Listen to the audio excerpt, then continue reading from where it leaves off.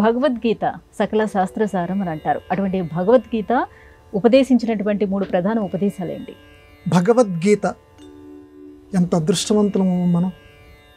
భగవంతుడి రూపాన్నే చూడలేము, దుర్లభం అనుకుంటుంటే ఆయన స్వయంగా చెప్పినటువంటి మాటలు లోకాన్ని ఉద్ధరించడానికి 700 శ్లోకాలతోటి చక్కగా ప్రవచించబడిన ప్రపంచమంతటా కూడా నెత్తిన పెట్టుకుంటున్నటువంటి ఒక గొప్ప గ్రంథం.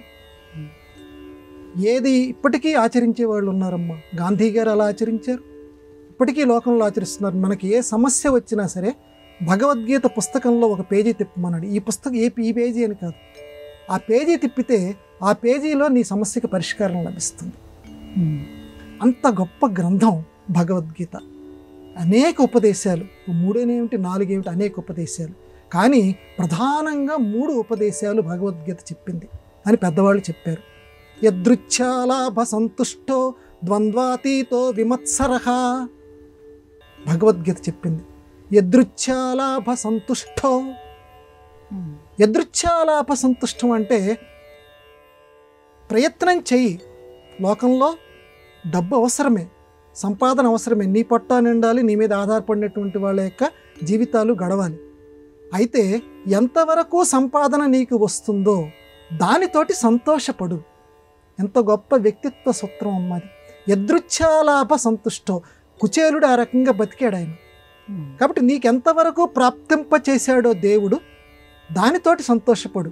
అర్రులు చాచకు, వాళ్ళకి అలా ఉందే నాకు ఇది లేదే అని. అప్పుడే నీ యొక్క జీవితం పతనం కావటం ప్రారంభిస్తుంది, ఒంట్లోకి అనేక రోగాలు వచ్చి కూర్చుంటాయి. ఎంతవరకు నీకు లభింపచేశాడో దేవుడు దాంతో సంతోషపడు. ఇది మొట్టమొదటి ఉపదేశం 3 ఉపదేశాల్లో. రెండోది ద్వంద్వాతీత. ద్వంద్వాలకి అతీతుడిగా ఉండు.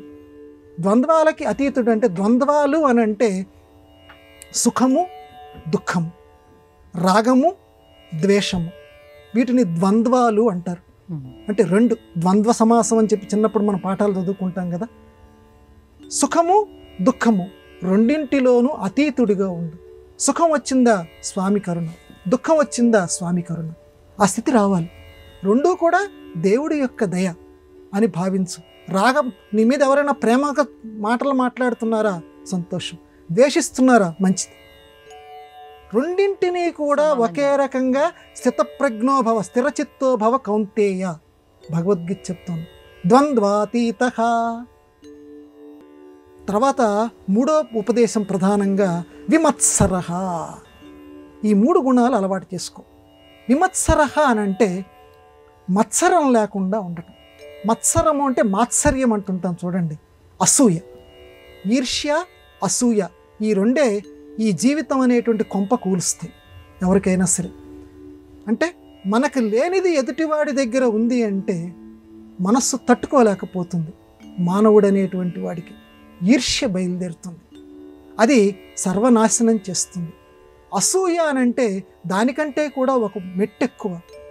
నాకు లేనిది ఎదుటి వ్యక్తి దగ్గర గనక ఉంటే ఆ ఎదుటి వ్యక్తికి పాపం న్యాయంగా దాన్ని సంపాదించుకున్నా సరే అది వాళ్ళ దగ్గరికి ఎలా వచ్చిందనుకున్నావు?